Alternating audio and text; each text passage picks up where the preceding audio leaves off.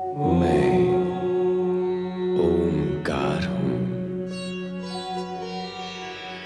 मुझसे उत्पन्न शक्ति का सदुपयोग लोकहित में किया जाए तो मैं जगत का श्रेष्ठ अधिकार हूं, किंतु अपकर्म करने वाले प्राणी के मन का विकार हूं। मैं ओंकार हूं। कैलाश पर शिवगण सती के वियोग में दुखी होकर उन्हें स्मरण कर रहे हैं, पर नारद देवगण की दुर्दशा का दुख लेकर उनके उद्धार के लिए शिव से प्रार्थना करते हैं। शिव उन्हें ब्रह्मा जी के पास भेजते हैं। मार्ग में नारद असुरों द्वारा देवगण की भयभीत स्थिति देखते हुए ब्रह्मलोक पहुंचते हैं, जहां ब्रह्मा जी देवगण की दुर्दशा का कारण इंद्र को बताते हुए प्रताड़ित कर रहे हैं। नारद भी ब्रह्मा जी के विचार से सहमति प्रकट करते हैं। अपने जब तब से संचित पुण्य के बल पर साधक वरदान प्राप्त करता है। जब तक उसके पुण्य शेष रहते हैं, वरदान की शक्ति भी उसका साथ देती है। पुण्य के क्षीण या समाप्त होते ही वरदान भी अपना प्रभाव खोने लगता है। तारकासुर का पुण्य जब तक उसके अपने साथ है, उसका कुछ भी अहित नहीं हो सकता। अर्थात प्रतीक्षा करनी होगी, अन्य कोई उपाय नहीं। देवराज इंद्र और समस्त देवगण, आप सबको अपना धैर्य धारण करके उस दिन की प्रतीक्षा करनी होगी जिस दिन तारकासुर का पुण्य समाप्त हो जाएगा। इसके पश्चात तो तारकासुर का वध हमारे हाथों हो जाएगा ना परमपिता? नहीं, तारकासुर का वध तुम्हारे हाथों नहीं होगा। तो उसका वध कौन करेगा? हमारी रक्षा कौन करेगा परमपिता? उसका वध शिव जी के पुत्र के हाथ होगा। महादेव पुत्र? शिव जी का पुत्र? किंतु माता सती ने तो आत्मदाह कर लिया है। इतना आश्चर्यचकित होने की आवश्यकता नहीं है जितना आप प्रकट कर रहे हैं। सती के न होने से शिवपुत्र कहां से आएगा? यह प्रश्न तो सरल ही है। शिव का विवाह होगा, विवाह के पश्चात पुत्र की उत्पत्ति होगी और उसी पुत्र के द्वारा तारकासुर का वध होगा। परमपिता, मेरा अभिप्राय है कि आप या शिवजी तारकासुर का वध क्यों नहीं कर देते? यह भी संभव नहीं है। मैंने उसे वरदान दिया है और शिवजी अकारण प्रत्यक्ष रूप से प्रकट नहीं होते। तो फिर शिवजी का पुत्र ही क्यों? तारकासुर का वध तो कोई भी कर सकता है। उसका पुण्य क्षीण होने पर यह कार्य किसी के लिए भी संभव होगा। ऐसा नहीं है। ऐसे संस्कारी और शक्तिशाली प्राणी को वही मार सकता है जो तपस्वी, तेजस्वी, ओजस्वी, लोक कल्याणकारी, निरहंकारी, परम पुण्य एवं पवित्र अंश से उत्पन्न हुआ हो। और ये गुण केवल शिव के अंश में ही विद्यमान हो सकते हैं। तारकासुर जैसे योगवादी असुर का वध करने के लिए भोग वृत्ति वाला नहीं, योग वृत्ति वाला ही समर्थ हो सकता है। और इस जगत में शिव से बड़ा योगी है ही कौन? किंतु परमपिता, क्या शिवजी विवाह करेंगे? वे तो सदा ही सती के वियोग में समाधिस्थ रहते हैं। क्या उनके विवाह की कोई संभावना है? निश्चय ही है, क्योंकि सती के दिए वरदान के अनुसार शक्ति का आगामी अवतार हिमालय राज और उनकी पत्नी मैना रानी की पुत्री के रूप में होगा। परमपिता, क्या आप शक्ति माता का आगामी अवतार भी होगा? हाँ, उन्होंने वरदान दिया है तो अवश्य ही। परमपिता, माता सती ने कब, क्यों और किसको वरदान दिया था, ये आप स्पष्ट करेंगे तो देवगणों का मन आश्वस्त होगा। एक समय हिमालय राज रानी मैना देवी के मन में सती को पुत्री रूप में पाने की इच्छा जागृत हुई। इस हेतु उन्होंने कैलाश के एक एकांत शिखर पर शक्ति आराधना आरंभ की। ओम आईं ह्रीं क्लीं चामुंडायै विच्चै नमः। ओम आईं ह्रीं क्लीं चामुंडायै विच्चै नमः। ओम आईं ह्रीं क्लीं चामुंडायै विच्चै नमः। ओम आईं ह्रीं क्लीं चामुंडायै विच्चै नमः।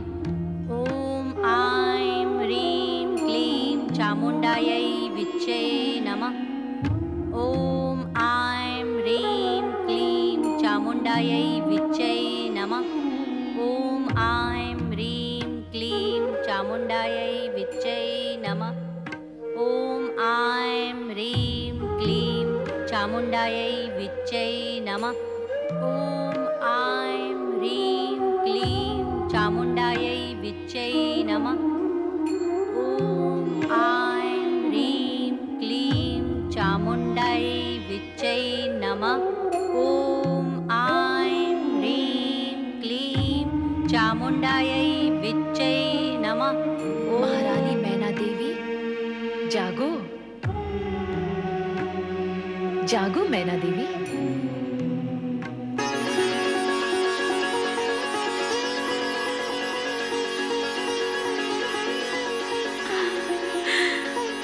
माँ जगदम्बा, आपके दर्शन पाकर मेरा जन्म सफल हो गया माँ।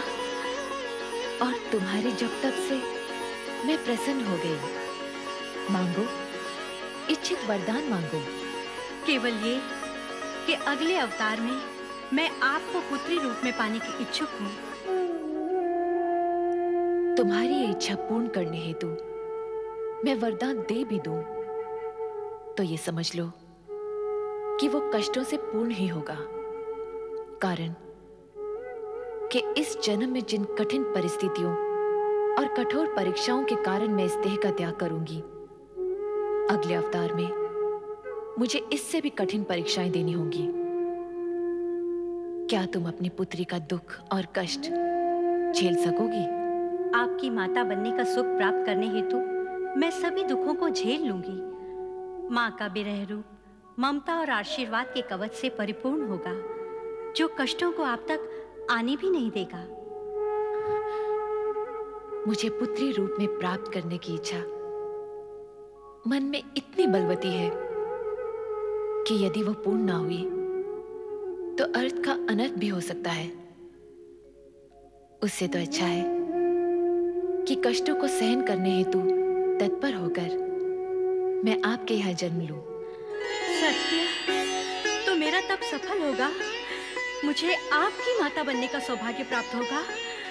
माँ, मुझे वरदान दो, अगले जन्म में आप मेरी पुत्री रूप में प्रकट होंगी। तथास्तु।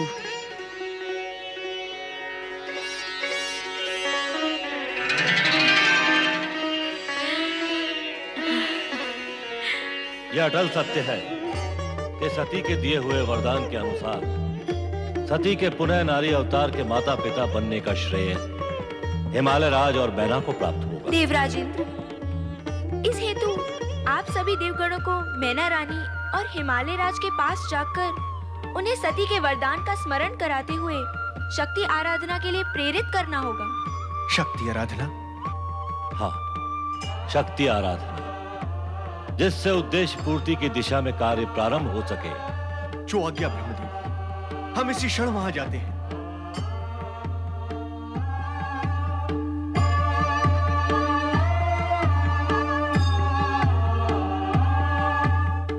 परम पिता, देवगणों को तो आपने मैना रानी और हिमालय राज के पास भेज दिया, परंतु क्या उनकी शक्ति आराधना सफल होगी? तुम्हें शंका क्यों है नारद? शक्ति तो शिवजी की अर्धांगिनी है। सती के अग्नि प्रवेश पश्चात शिवजी का वैराग्य बढ़ गया था। हे परमपिता, क्या ऐसी स्थिति में शिवजी शक्ति को अवतार लेने की सम्मति देंगे?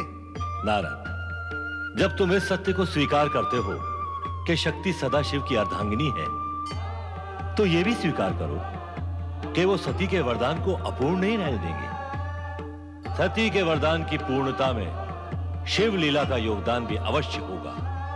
ब्रह्म वाक्य सत्य ही होगा। नारायण नारायण। आपको तो स्मरण ही होगा महारानी मैना रानी कि सती माता ने आपके यहाँ पुत्री रूप में जन्म लेने का वरदान दिया था। वरदान मुझे दिया था? सती माता ने मेरे घर पुत्री बनकर पैदा होने का? लगता है समय व्यतीत होने के साथ साथ आप सब कुछ भूल गई हैं।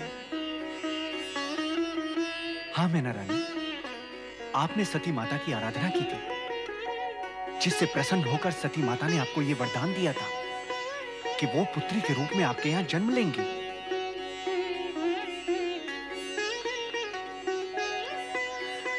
हाँ हाँ, कुछ कुछ स्मरण तो हो रहा है। सती को पुत्री रूप में पाने के लिए मैंने आराधना तो की थी। तो अब उस वरदान की पूर्ति के लिए आपको माँ शक्ति की आराधना करनी होगी। हाँ, आपको शक्ति आराधना करनी होगी, क्योंकि सती ही शक्ति का रूप है। शिव लीला के कारण आप वो वरदान भूल गई हैं।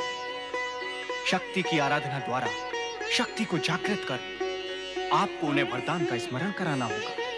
अच्छा किया आपने यहाँ आकर सती माता के दिए हुए वरदान की बात को फिर से स्मरण कराकर।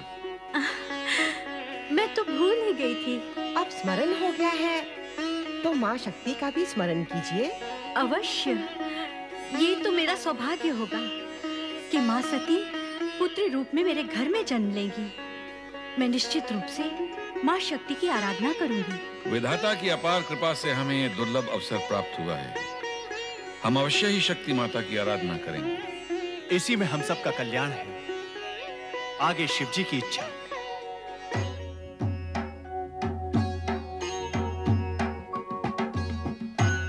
ये तो नित्य की समस्या है। भोलेनाथ को समाधि से जगाएं कैसे? उन्हें बारंबार जगाने की आवश्यकता क्या है स्वामी? सुयशा, सोच विचार कर बोलो। भोलेनाथ इसी प्रकार समाधि में लीन रहे तो क्या हम अनाथों की भांति रहेंगे? ये निरंतर समाधि क्या उनको वैराग्य की ओर नहीं ले जाएगी? हमारा क्या होगा? वो तो हमारे स्वामी हैं। उनके बिना हमारा पोषण और रक्षा कौन करेगा? क्षमा करे स्वामी, भूल हो गई। भोलेनाथ की समाधि तो देवऋषि नारद ही भंग कर सकते हैं। किंतु देवऋषि नारद है कहाँ? उनको बुलाएं कैसे? वो कब आएंगे? कब भोलेनाथ जागेंगे? उनके आए बिना कुछ भी संभव नहीं है। संभव है नंदी भैया, ये संभव है। देवर्षि नारद तो तीनों लोकों का भ्रमण करते हैं। हम सब मिलकर उनका आह्वान करें तो वे अवश्य प्रकट होंगे। हाँ नंदी महाराज, हम सब मिलकर उनका आह्वान करते हैं। क्यों सुयसा, ये उपाय उचित है? हाँ स्वामी, ऐसा करना उचित होगा। हे ब्रह्मा जी के मानस पुत्र, हे ऋषियों में श्रेष्ठ देव ऋषि नारद जी, हम आपका आह्वान करते हैं। ओम ब्रह्मपुत्र नारदाय नमः। ओम ब्रह्मपुत्र नारदाय नमः। ओम ब्रह्मपुत्र नारदाय नमः। ओम ब्रह्मपुत्र नारदाय नमः। ओम ब्रह्मपुत्र नारदाय नमः। ओम ब्रह्मपुत्र नारदाय नमः। ओम नमः। ओम ब्रह्मपुत्र नारदाय नमः। ओम ब्रह्मपुत्र नारदाय नमः। ओम ब्रह्मपुत्र नारदाय नमः। ओम ब्रह्मपुत्र नारदाय नमः। ओम ब्रह्मपुत्र नारदाय नमः। ओम ब्रह्मपुत्र नारदाय नमः। ओम ब्रह्मपुत्र नारदाय नमः। ओम ब्रह्मपुत्र नारदाय नमः। ओम ब्रह्मपुत्र नारदाय नमः। ओम ब्रह्मपुत्र नारदाय नमः। क्षमा करे भोलेनाथ, आपको क्रोधित करना हमारा उद्देश्य नहीं था। हम तो जय भोलेनाथ, जय शिव शंकर, जय त्रिलोकीनाथ। जय भोलेनाथ, जय शिव शंकर, जय त्रिलोकीनाथ। नारद, तुम इतने दूर क्यों खड़े हो? समीप आओ। आपकी वक्र दृष्टि से भय लगता है भोलेनाथ। लगता है आप अति क्रोधित हैं। ये नंदी अपने साथियों के साथ अकारण कोलाहल करके मेरी समाधि भंग कर देता है। हे त्रिकालदर्शी, अकारण तो कुछ भी नहीं होता। ये सब तो आपके सेवक हैं। आप अधिकतर समाधि में लीन होते हैं और ये सब आपके स्नेह और कृपा से वंचित होकर व्यग्र हो उठते हैं। इनका अपराध तो कुछ भी नहीं। यदि है तो केवल इतना कि अपने स्वामी के प्रति भक्ति और श्रद्धा से पूर्ण होकर उनकी कृपा के इच्छुक हैं। इन पर कृपा कीजिए। और कहो नारद, कुछ समाचार तो अवश्य लाए होगे। ऐसा कौन सा समाचार है देवेश्वर जो आपको ज्ञात नहीं? आपको तो यह भी ज्ञात होगा ही देवेश्वर कि ब्रह्मदेव ने इस सत्य का उद्घाटन किया है कि हिमालय राज की पत्नी मैना के गर्भ से मां शक्ति जन्म लेंगी। तो महादेव आपको ज्ञात होगा ही, किंतु मुझे यह ज्ञात नहीं है कि मां शक्ति के जन्मदिन का शुभ अवसर कब आएगा। हे महादेव, आप मुझे यह बताने की कृपा करें कि मां शक्ति का अवतरण कब होगा। नारद को अधीरता शोभा नहीं देती। अधीरतावश नहीं, अधीरतावश नहीं भोलेनाथ, जिज्ञासावश पूछ रहा हूं। नारायण नारायण। इस हेतु की तीनों लोकों में इसकी चर्चा और प्रचार कर सको। नहीं महादेव जी, मैं ऐसा नहीं करूंगा, सत्य कह रहा हूं। मुझे तुम्हारा स्वभाव ज्ञात है नारद। कोई भी बात तुम्हारे पेट में अधिक समय टिक नहीं सकती। हे त्रिकालदर्शी, मेरे स्वभाव में सुधार हुआ है। नारायण नारायण। महादेव जी, आप कृपा कर मुझे यह बता दे कि मां शक्ति जन्म कब लेंगी। अपने प्रश्न का उत्तर पाने हेतु तुम्हें प्रतीक्षा करनी होगी नारद।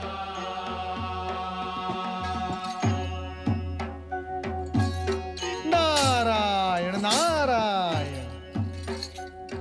व्यर्थ की चिंता न करो नंदी, निकट भविष्य में वो समय आ रहा है जब तुम्हें देवादिदेव को समाधि से जगाने के लिए मेरी प्रतीक्षा नहीं करनी पड़ेगी। अर्थात आनंद ही आनंद, परंतु ये होगा कैसे? नंदी, अपने प्रश्न का उत्तर पाने हेतु तुम्हें थोड़ी प्रतीक्षा करनी होगी। नारायण